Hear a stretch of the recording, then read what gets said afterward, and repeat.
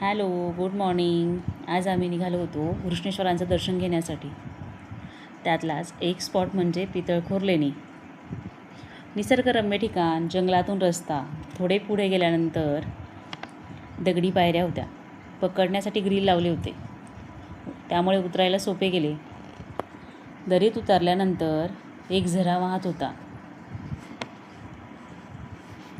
नंतर आम्ही पूल ओलांडून, असे म्हणतात की या ठिकाणी गौतम बुद्धांचं वास्तव्य होतं.